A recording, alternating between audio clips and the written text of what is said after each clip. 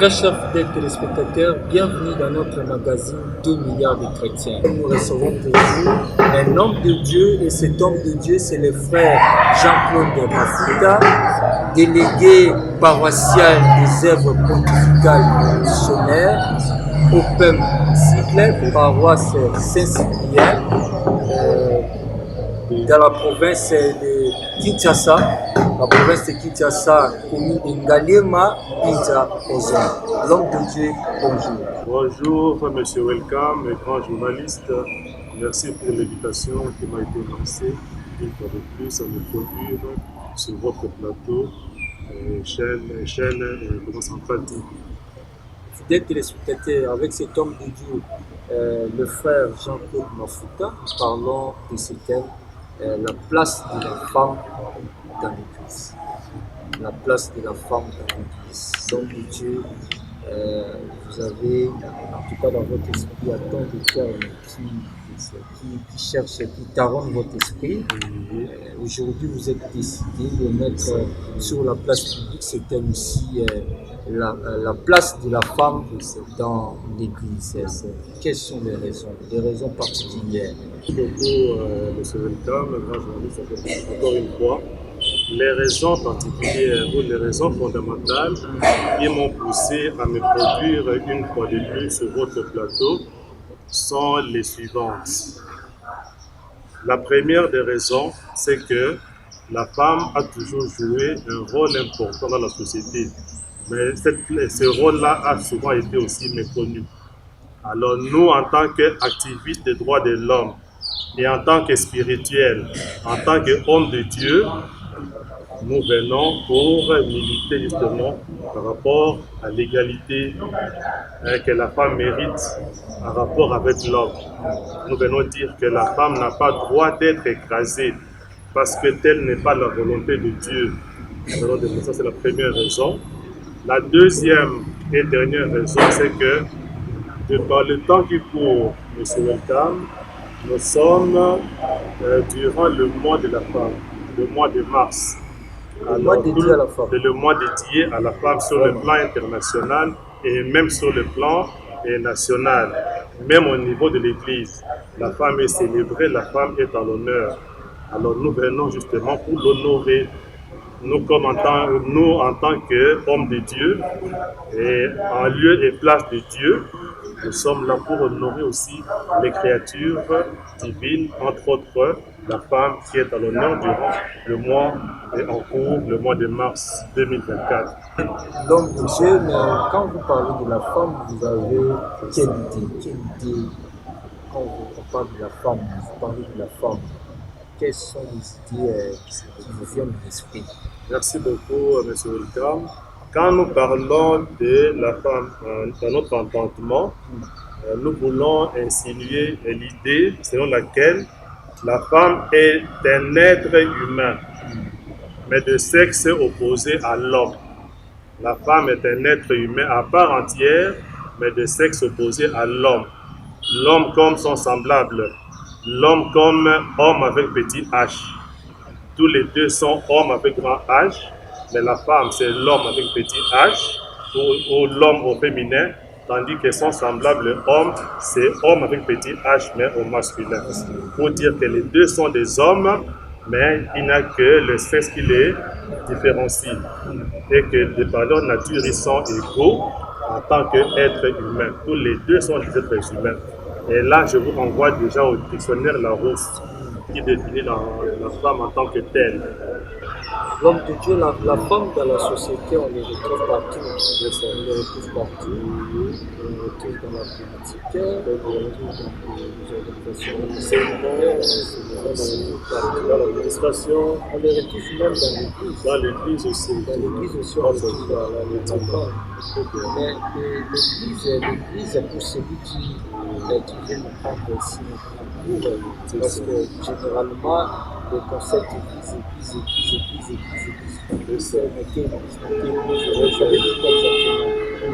qu'est-ce que l'église? Merci beaucoup. Quand on parle du terme église, on voit là-bas en un mot, c'est un terme qui est très large, qu'on peut développer, en long et en large. Mais brièvement, quand on parle de l'Église, on voit le peuple de Dieu. Dans l'Ancien Testament, ce peuple-là, c'était Israël, le peuple élu, le peuple des promesses, le peuple choisi par Dieu comme étant sien. Mais dans le Nouveau Testament, qui continue jusqu'à nos jours, quand on parle de l'Église, on voit le peuple de Dieu, mais le peuple qui commence avec l'avènement de Jésus-Christ. Ce n'est plus seulement Israël, mais tous ceux qui appartiennent au Christ, ils sont dans l'Église. Tous ceux qui appartiennent à l'Église, qui appartiennent au Christ, sont dans l'Église. Ils sont le nouveau peuple de Dieu, parce que Christ nous mène vers Dieu. Parce que Christ dit, je suis le chemin. Celui qui est attaché à lui est attaché à Dieu. Celui qui est en dehors du Christ n'est pas au sein du peuple de Dieu. Donc, le nouveau peuple de Dieu, le peuple qui est attaché au Christ, Christ qui nous conduit à Dieu. Voilà, c'est un peu ça. Donc, les chrétiens, les baptisés et les hommes de bonne volonté. Voilà, et les hommes de bonne volonté. Il y en a qui ne sont pas baptisés, mais qui respectent les principes christiques. Ceux-là sont aussi dans le peuple de Dieu, dans l'Église. On dira le peuple de la nouvelle alliance. Le peuple de la nouvelle alliance. Alors avec Israël, c'est l'ancienne alliance. Là, c'est le peuple de la nouvelle alliance. On commence avec le Christ. Tous ceux qui sont dans la nouvelle alliance avec Dieu, qu'ils soient jaunes, verts, noirs, rouges, comment, catholiques, non catholiques, protestants, voilà. Protestants aussi. Oui, tous ceux qui sont de cette obédience-là, du Christ. Tous ceux qui croient en Dieu par le Christ sont membres du nouveau peuple de Dieu, de la nouvelle alliance. Exactement ça. Donc c'est plus large maintenant. Ce n'est pas réduit comme à l'époque, maintenant c'est plus large que cela. Et c'est le baptême, la porte d'entrée dans ce peuple de Dieu. Alors qu'à l'époque, on ne voyait que la circoncision. Voilà, au sein du peuple juif. Voilà. L'homme de Dieu passe de l'Église à forme. L'Église, vous voulez vraiment vous exprimer, exploiter. C'est l'Église, le bâtiment que vous exploitez, qui est le sein universel de Christ. Et quand on parle de l'Église ou de la femme dans l'Église, nous voyons l'Église universelle.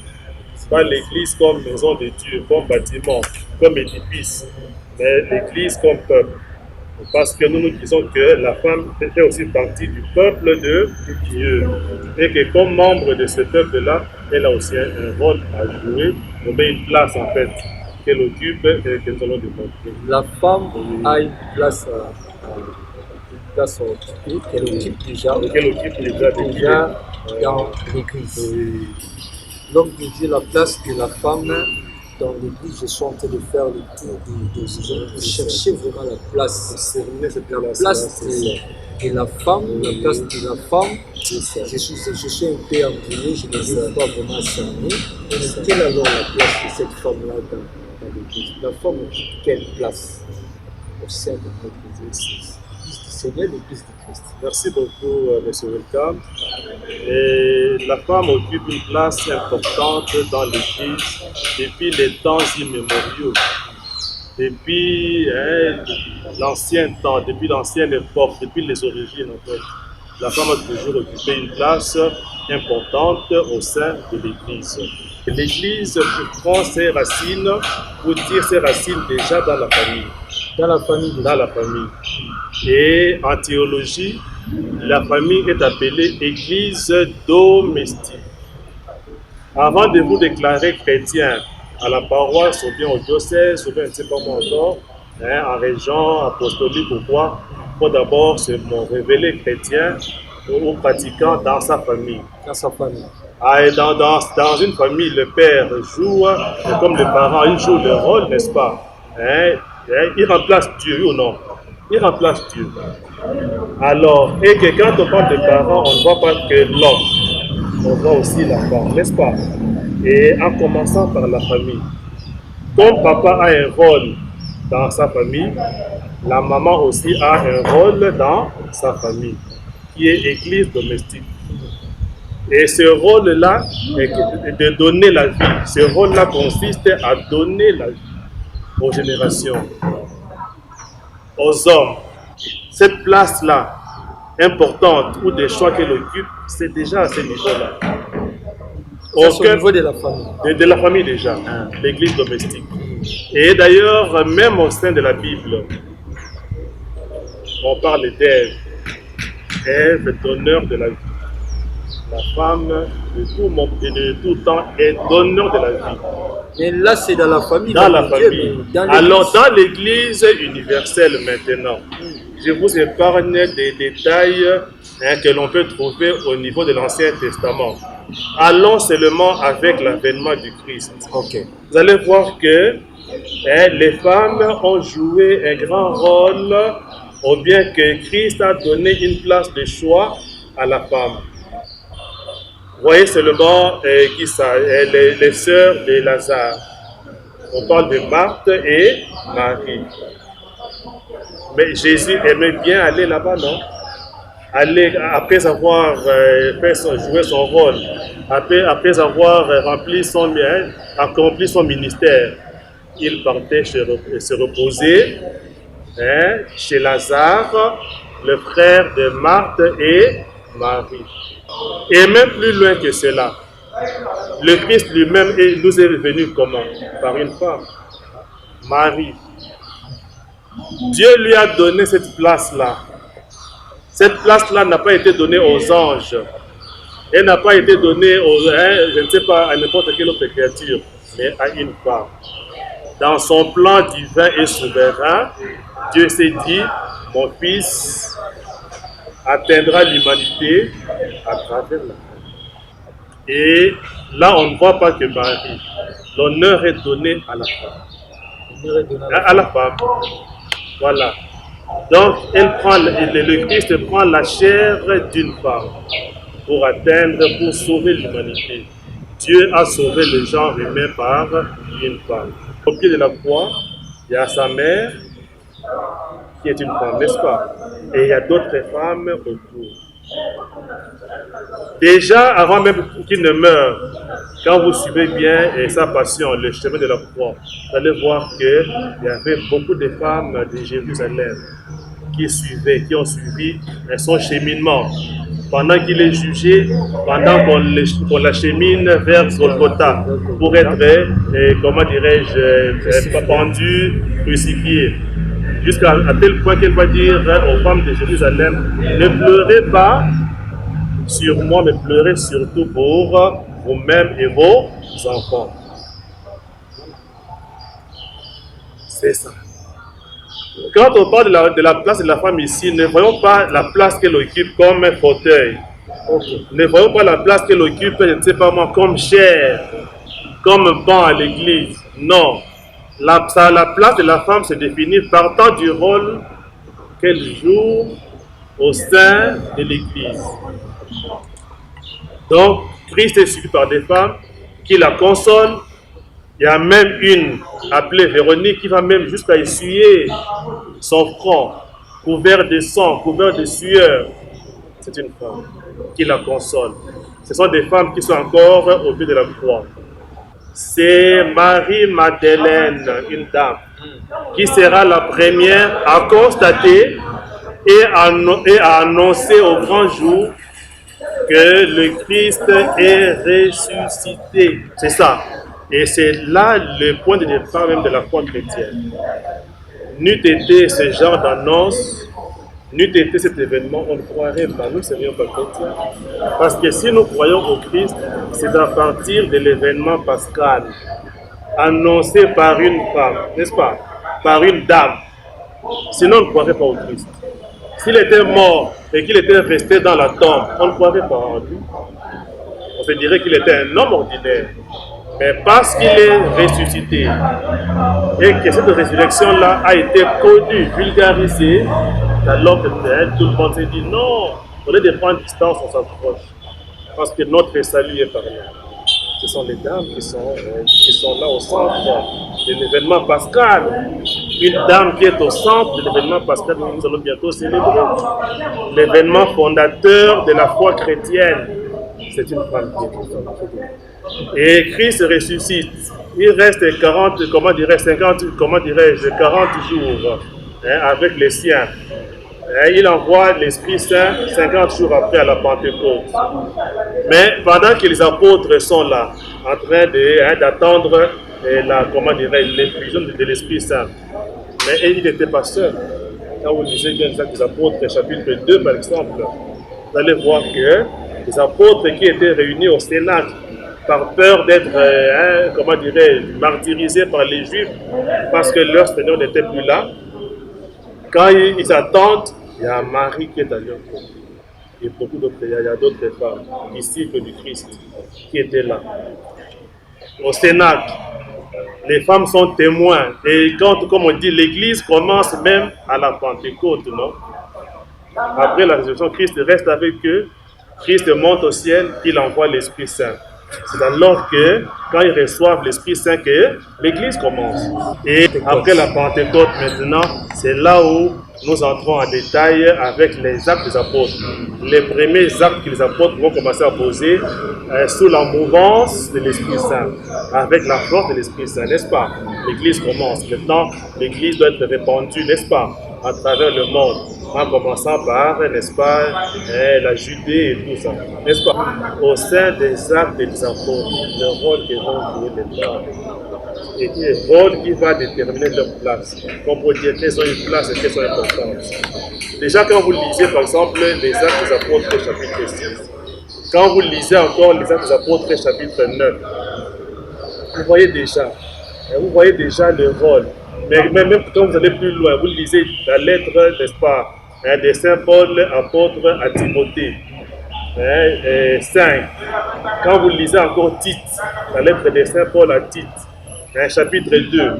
Quand vous lisez encore la lettre de Saint Paul apôtre à Tite, chapitre 5, vous voyez à travers tous ces actes-là et même les épîtres que les femmes ont une place importante dans l'Église.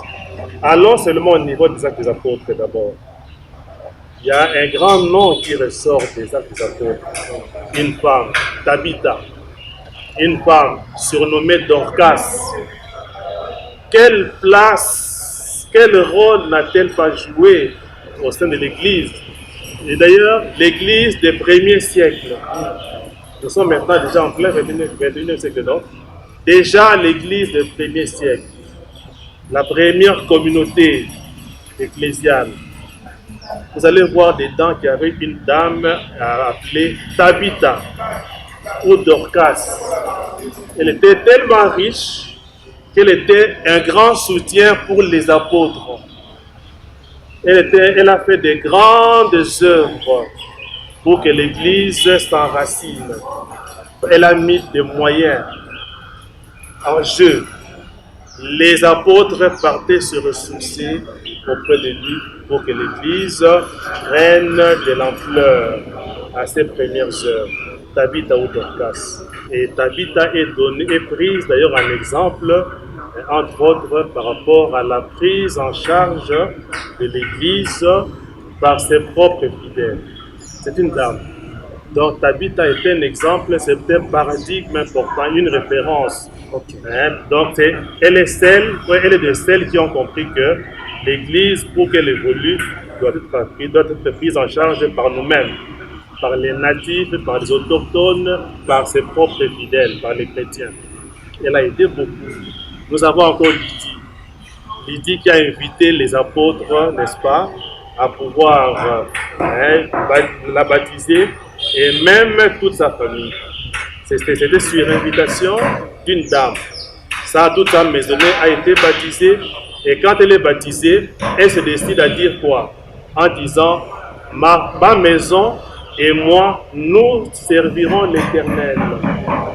Son mari aussi a suivi, non? Les enfants aussi ont suivi. Ces deux exemples-là sont éloquents dans les actes des apôtres pour voir quelle est la place que la femme occupe dans l'Église partant du rôle qu'elle joue. Et par la suite, quand j'ai parlé des lettres ici, n'est-ce pas, de Saint Paul adressées à Timothée, à Tite, là, Saint Paul donne des conseils même aux femmes qui sont veuves, pour dire, ne perdez pas le temps à vous lamenter sur quoi que ce soit. Maintenant, le temps a sonné pour vous de pouvoir aider l'Église, les veuves, de pouvoir prendre les jeunes filles, n'est-ce pas, en charge pour qu'elles connaissent le Seigneur, qu'elles servent le Seigneur. Servez Dieu par là. Vous en avez le temps. Donc, Oui. et apparemment, nous nous rendons compte que la femme est là pour aider sa église, comme Pour aider, c'est ça. il est semblable de l'homme dans la famille. Apparemment, il est là pour apporter, pour nourrir l'église, C'est ça. pour apporter la nourriture, ça. pour aider l'église, aider les hommes de Dieu, tout ça. Est-ce que nous pouvons déjà, à ce point-ci, résumer déjà, retenir déjà la place de la femme au sein de l'église, c'est l'aide. L'aide matérielle, l'aide financière, l'aide, c'est pas de l'église. Tout ça, tout ce que l'homme fait, la femme aussi peut le faire. Nous avons dit ici que la femme est la première missionnaire par rapport à l'événement pascal qui fonde notre foi. C'est la femme qui annonce. Donc la femme peut être missionnaire. Elle peut prêcher, elle peut annoncer le Christ au monde. Vous avez dit quoi, l'homme de Dieu? Vous avez dit que la femme peut prêcher. Oui, mais prêcher c'est Ça, quoi? vraiment, la femme Mais peut oui, prêcher. elle peut prêcher. Pour dire vrai, par exemple, pour être clair, C'est ça. est-ce que la femme peut exercer le ministère, les 5 ministères que Dieu nous a laissés? Rappelez-le-moi, c'est quel ministère? Les évangélistes, les apôtres, les prophètes, les docteurs, C'est ça. le pasteur. C'est ça. Est-ce que parmi ces 5 ministères, C'est ça. pouvons-nous retrouver aussi une femme exerçant aussi Moi, ce ministère? je vous réponds déjà à l'affirmative. D'ailleurs, au lieu de parler des 5 ministères, il faut seulement voir ce que représente le baptisé. La femme en tant que baptisée. En théologie, qu'est-ce qu'on dit? Tout baptisé, n'est-ce pas? Ou le chrétien, l'homme qui a reçu le baptême, n'est-ce pas? Devient un autre Christ. En latin, on parlera d'un alter Christus. Celui qui est baptisé, qu'il soit homme ou femme, devient un autre Christ. Il représente le Christ là où il est. Il est l'icône, il est le sacrement vivant du Christ. On ne dira pas que le sacrement vivant du Christ, c'est seulement l'homme. Non, tout baptisé, de n'importe quel sexe, il n'y a pas de discrimination là-dessus. Nous sommes tous baptisés. Nous sommes tous enfants du Père, appartenant au peuple de Dieu, membres. Et d'égal à égal. Alors, comme autre Christ, vous n'allez pas dire que, bien ceux-là ne diront pas que la femme est moins alter Christus, autre Christ que l'homme. Non, tous les deux sont des autres Christ. Tous les deux parlent et représentent Christ actuellement en tant que baptisé, en tant que disciple du Christ. À ce titre-là déjà. Et quand nous allons encore plus loin, comme baptisé, comme un autre Christ, le chrétien devient roi. Le chrétien est roi comme le Christ était roi. Alors, en tant que représentant du Christ, il doit faire tout ce que le Christ faisait. On reconnaît le Christ à travers lui. Parce que le baptisé, c'est le disciple du Christ. C'est pourquoi d'ailleurs on nous appelle chrétiens. Ça vient du Christ. Nous sommes attachés, accrochés au Christ, n'est-ce pas? Alors tout ce que le maître faisait, les disciples doivent continuer le. Et Christ était qui? Il était roi. Parce qu'il était Christ, le roi des rois. Et en tant que tel, il ne pouvait pas faire n'importe quoi. Il avait tous ces honneurs-là et il se respectait en tant que roi. Le Christ était en deuxième lieu prophète. Vous voyez, il était prophète. On appelle prophète celui qui parle à la place de Dieu. Il a parlé à la place de Dieu sans honte, sans peur, avec le courage d'un prophète. Et pour jusqu'à braver la mort. C'est ça le prophète. Quand on est baptisé, on est roi, on est prophète. On peut parler, on a le droit de parler à la place de Dieu, à la place du Christ. Et troisièmement, on a tous les droits. Il n'y a pas de restrictions par rapport à ça. Et en troisième lieu, on devient aussi prêtre par le baptême. On devient aussi prêtre. C'est qui un prêtre? Un homme qui peut prier pour les autres. Un homme qui peut intercéder auprès de Dieu à l'intention des autres. Mais la femme est baptisée. Il n'y a rien qui lui manque en tant que baptisée. Comment vous allez dire qu'elle ne peut pas pécher? Comment vous pouvez dire qu'il ne peut pas exercer le ministère évangélique et tout le reste? Non, parce qu'il est un autre Christ. Au même titre que son semblable homme. Il n'y a pas de discrimination. Peut-être question de compétence. Question de compétence, question de prouver de quoi il est capable. Parce qu'on peut bien recevoir ce don-là, mais on ne l'exerce pas, on ne l'exploite pas. L'homme de Dieu, quand vous dites ça, en tout cas, les nombreux téléspectateurs, même les hommes de Dieu, c'est leur droit. En train de nous suivre. Je le sais, c'est bien, je les salue déjà. Je suis de cœur avec eux.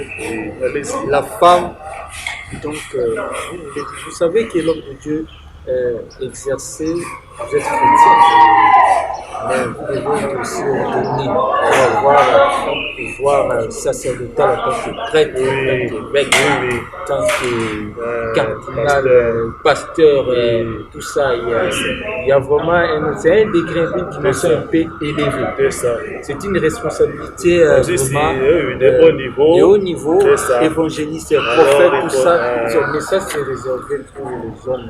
C'est réservé pour les hommes. Dans l'église, les femmes doivent se taire. C'est ça. Il a été très clair. Les femmes doivent se taire. C'est ça. C'est ça. Ils doivent se taire. Et alors là, vous avez parlé de plusieurs bonnes choses à la fois. Je m'en vais seulement cerner deux de ce que vous avez dit. Et le poste de pasteur, d'évêque, de prêtre ou quoi, ce sont des postes, n'est-ce pas, très élevés, n'est-ce pas? Très élevés. Alors, et que la femme n'y a pas droit de citer, ne peut pas y avoir accès. Mais ça, il y a aussi dedans, il y a aussi le social, l'organisation. Il y a plusieurs paramètres qui entrent en ligne de compte, entre autres aussi la tradition. Tradition, il y a aussi l'organisation sociale, il y a aussi les habitudes. Pour rentrer dans la tradition, le problème est par rapport au freinage, n'est-ce pas, au frein que connaît la femme quant à l'évolution dans le cursus ecclésial. C'est quoi? La tradition nous a habitués à voir comme responsable de l'Église seulement les hommes. Alors quand maintenant une femme demande ou bien postule, on ne parvient pas à bien comprendre. On dirait que ça dérange un peu le mental, ça dérange un peu le moral, ça dérange un peu la psychologie et tout ça. Il y a la tradition aussi. Il y a la tradition. Et il y a cette coutume-là qui est un frein, qui est un blocage par rapport à la femme. Et déjà, vous voyez, quand Saint Paul, par exemple, dit dans l'église, la femme doit se taire. Il a dit ça. Mais il a dit ça, mais alors que nous venons de voir que la première femme qui a ouvert sa bouche pour annoncer, le premier homme ou le premier être, la première créature qui a ouvert sa bouche pour annoncer la résurrection est une femme. Oui ou non? Marie-Madeleine, non? Elle est bien connue, non? Et pourquoi? Si c'était tu. Vous voyez un peu la suite, non? Là, ça n'a rien à voir. Oui. Ça n'a rien à voir. Mais c'est prophète Marie-Madeleine, le docteur Marie-Madeleine, le prêtre Marie-Madeleine. Oui, fait comme tout chrétien. Mais c'est ça, prophète. Elle a prophétisé. Elle a compris que c'est son rôle que d'annoncer. Et non, on ne lui a même pas demandé ça. Mais porter la touche. Par quelqu'un d'autre. La touche. Allez seulement dire. Le Christ lui dit allez. Et elle a compris que c'est elle qui doit dire ça. Quand Saint Paul dit ça, ce n'est pas qu'on doit museler il invite seulement à la discipline, à l'ordre qui doit régner dans l'Église. Et Saint Paul écrit ça selon sa culture. Ah, donc c'est aussi lié à la culture. À la culture oui.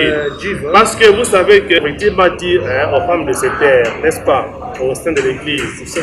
Mais elle ne les muselle pas. Ce n'est pas se taire pour se taire.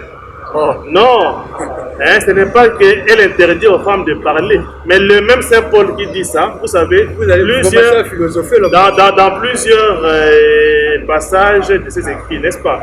Vous allez voir que Saint Paul a parlé aussi avec les femmes. Elle a aussi échangé avec les femmes. Elle s'est adressée aussi aux femmes. Et les femmes aussi échangeaient avec lui. Pourquoi cette fois-là, elle n'a pas dit que c'est moi seul qui parle, mais comment? Et que vous devez vous écouter. Non.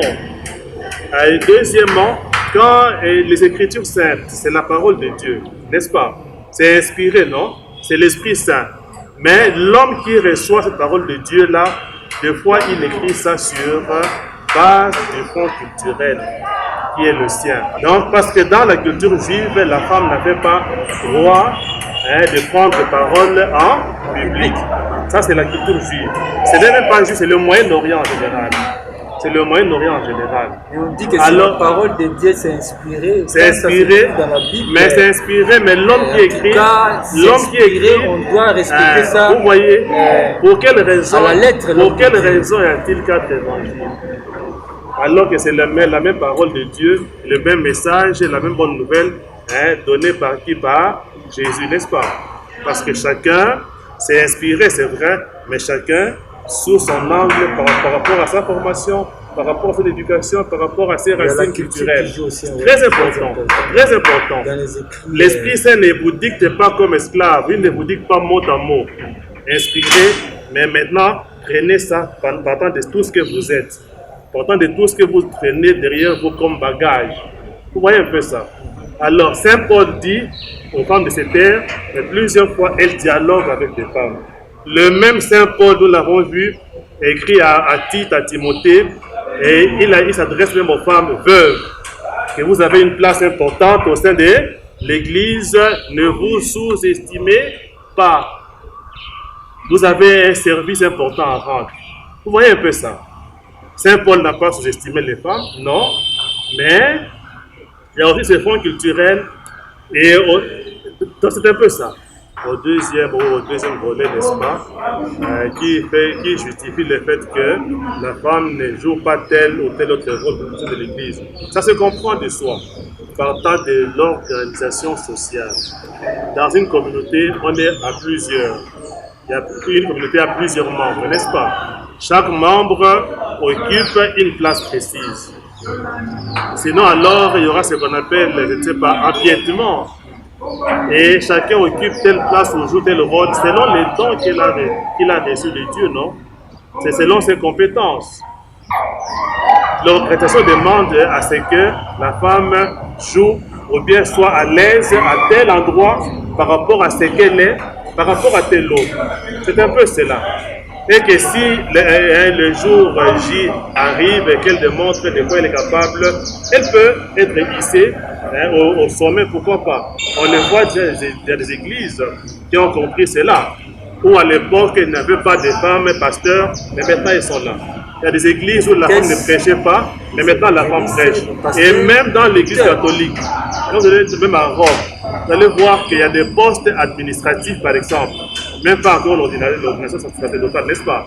Il y a des postes ou des rôles joués à l'époque par des évêques qui sont maintenant joués ou remplis par des femmes. Surtout là-bas qu'il y a crise des vocations, il y a crise des prêtres. Alors maintenant les églises ou l'église par là a évolué par rapport à la mentalité. Elle a dépassé la tradition pour dire que non, on bloquait la femme pour rien, alors qu'elle peut aussi beaucoup. Et maintenant, vous allez la voir même proche du pape. À l'époque, ce n'était pas le cas. Maintenant, il y a des femmes qui occupent des hautes fonctions au Vatican. Vous voyez un peu ça. C'est le cas pour d'autres églises, n'en parlons même pas. L'homme de Dieu, oui. Actuellement, vous l'avez bien dit, oui. il existe maintenant des femmes des Pasteur, femmes, oui, des évangélistes femmes, très bien. des Ah bon, prophétesses, ah bon. des docteurs. Je suis content que vous puissiez me rejoindre. Non, mais quand vous Oui, dites ça, et c'est ça, effectivement. voilà cet homme de Dieu, cet homme de Dieu, Ah. s'est fâché, cet homme de Dieu là qui nous Ah regarde. oui, Il a tapé il a même le poing sur la table, le poing c'est ça. sur la table. Oui, oui, Il c'est dit, ça. mais voilà C'est cet ça. homme de Dieu ici, C'est voilà ça. cet homme Il a fait Dieu. de déconner. C'est de déconner. Oui, c'est ça. Très bien. Femmes, C'est ça. femmes pasteurs, C'est ça. femmes évangélistes, C'est femmes ça. docteurs, C'est ça. femmes prophétesses. Oui. Et ils sont tellement durs. Hein. Ils sont durs. Ils iront en affaire. Ils iront en Elles affaire. iront à l'affaire. Qui iront en affaire, c'est Ces là? femmes-là qui Qui prennent la Ah responsabilité bon. sacerdotale, Ah ils iront en bon. affaire. C'est ça. La Bible interdit à ce que nous ayons des prophétesses femmes, Ah bon. des femmes prophétesses, des Oui, femmes c'est ça, pasteurs. c'est ça. Et vous soutenez cela, vous dites que la place de la femme est vraiment très capitale, elle peut jouer son rôle. Moi, je dis, je ne suis pas en train de contester cela, mais je dis que la tradition y est encore pour beaucoup. Ah, Et quand il y a ce problème qui se pose, je dis qu'il faut voir et la tradition, n'est-ce pas, qui est encore en vogue dans certaines églises. ok. Il y a la tradition. On ne peut pas dire qu'on a déjà mis fin à la tradition ou aux habitudes. Qui parle de tradition, veut dire habitudes, les coutumes, les justes coutumes. Il y en a qui s'en tiennent encore à cela. Et ces pasteurs-là qui sont prêts à taper, n'est-ce pas, le poing sur la table, ils s'en tiennent à ça. Car ils sont fâchés. C'est ça le problème. Ils sont fâchés. Donc, ils sont ce qu'on appelle des conservateurs. Et ils ont leurs droits. C'est dans leurs droits en fait. L'Église s'adapte par rapport aux réalités du monde. Parce que l'Église est là pour le monde. Pour le reste, on doit donner le temps au temps. Et puis à l'Esprit Saint, n'est-ce pas, d'éclairer davantage la lanterne. Ça, c'est La lanterne. Mais il n'est pas dit que la femme doit obligatoirement jouer le même rôle pour des raisons d'harmonie, pour des raisons d'organisation sociale, n'est-ce pas? Et que l'homme aussi doit jouer le même rôle que la femme. Non, moi je suis pour la complémentarité. Que l'homme joue, n'est-ce pas, dans l'Église, le rôle qui est dans son pouvoir ou occupe la place qui lui revient et qu'il en soit aussi ainsi pour la femme, n'est-ce pas? Et que tout se complète comme dans un corps, chacun a sa place, chacun a son rôle et tout le reste. L'Église n'est-ce doit, pas? l'Église doit évoluer, mais donc Oui. quelle est la primauté entre la tradition, Oui. les coutumes, la culture, tout ça, et l'esprit? Oui. La primauté, on donne à la tradition, on donne C'est ça. à la conservation, puis on C'est laisse ça. l'esprit C'est se ça. mouvoir. On doit laisser l'esprit se mouvoir. Or, la primauté revient à l'esprit parce que l'esprit c'est Dieu. C'est l'esprit qui conduit l'église, n'est-ce pas? Vous voyez qu'avant la Pentecôte, pas d'église, pas de communauté. L'église n'a pas encore commencé, l'église n'est pas encore née. C'est seulement quand l'Esprit Saint descend sur les apôtres que la première communauté se met debout et elle est déjà bâtie, n'est-ce pas? Et les apôtres prennent le courage d'évangéliser sans peur de qui que ce soit, sans peur de quoi que ce soit. À commencer par le discours de Saint-Pierre, qui parle avec courage devant le public juif, alors qu'avant cela impossible. Pourquoi? Parce qu'il est habité par l'Esprit Saint.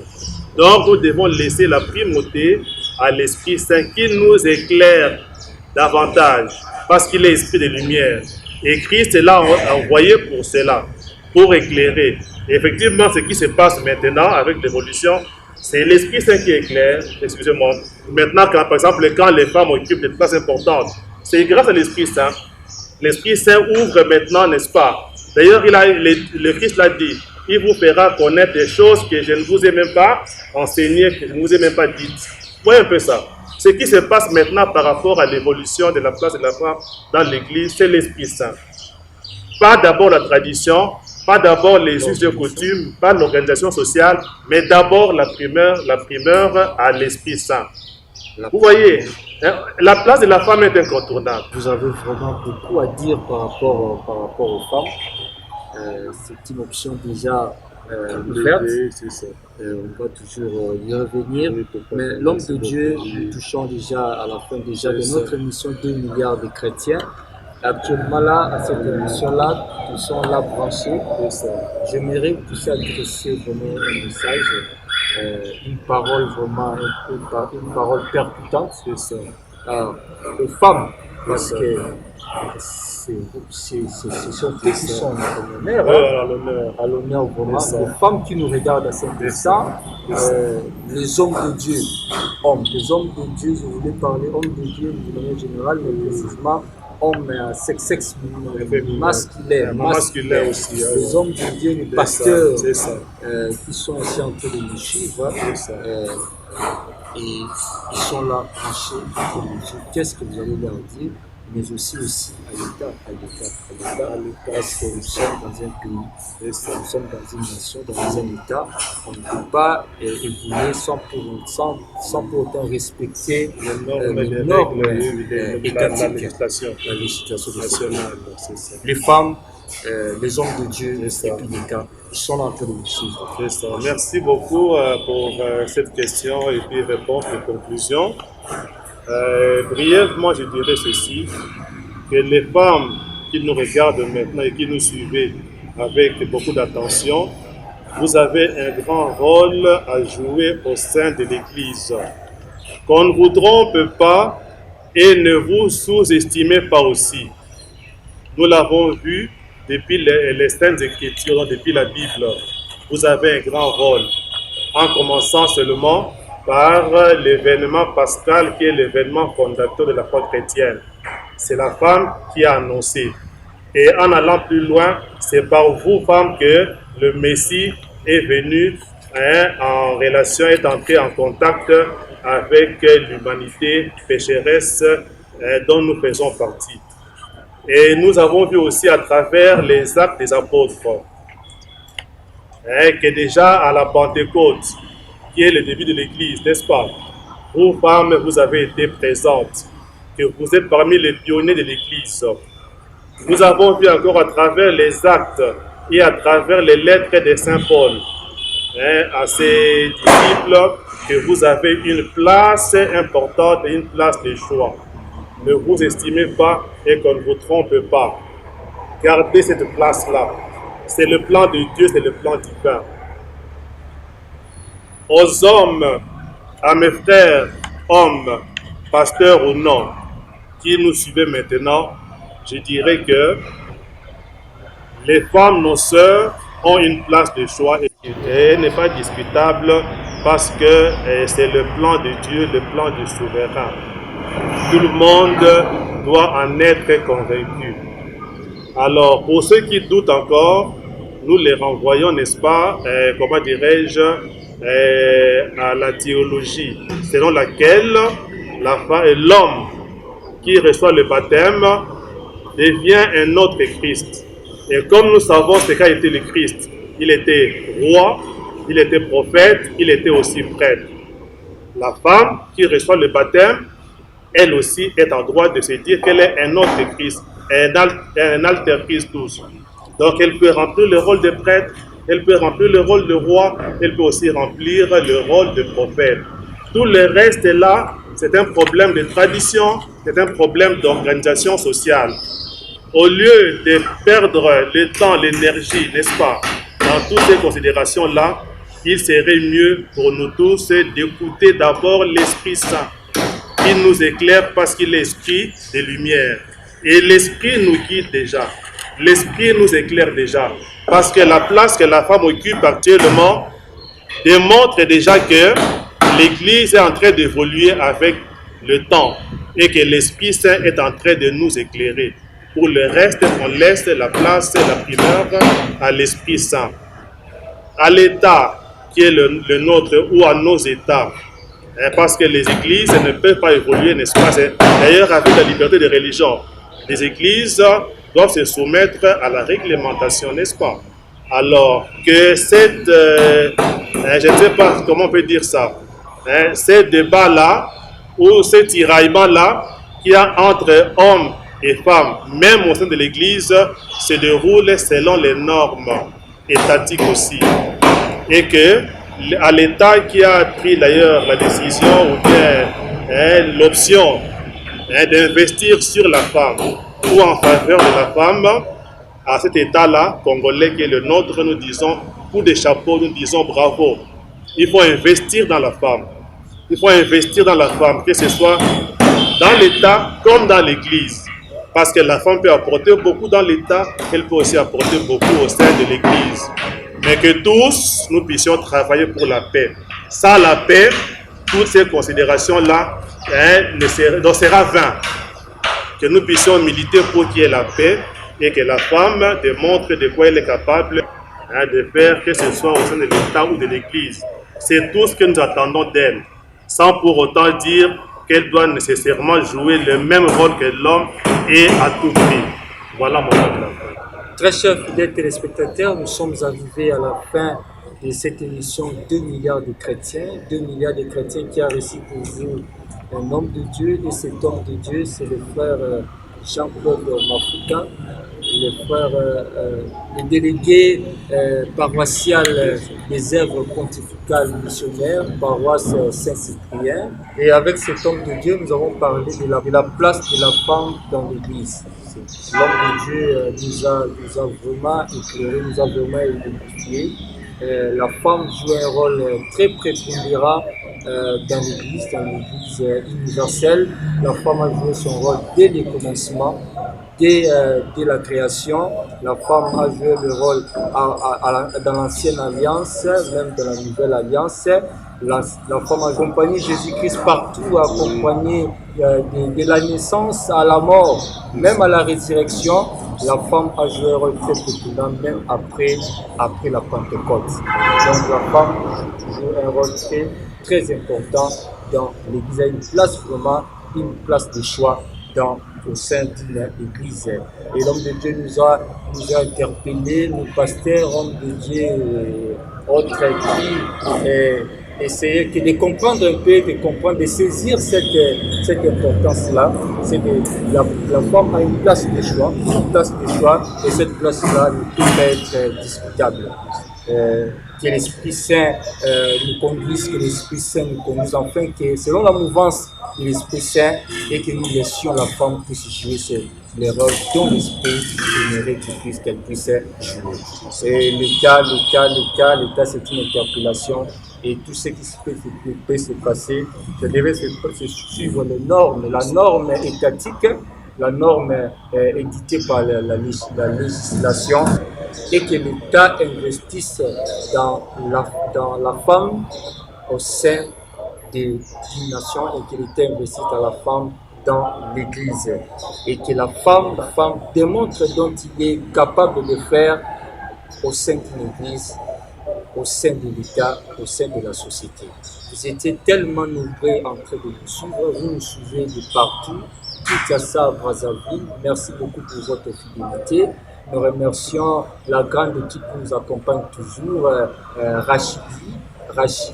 Rachidi le meilleur, et nous remercions aussi Jojo, sans oublier Chekina. Et entre nous soit dit, fixons donc rendez-vous prochainement avec le même plaisir.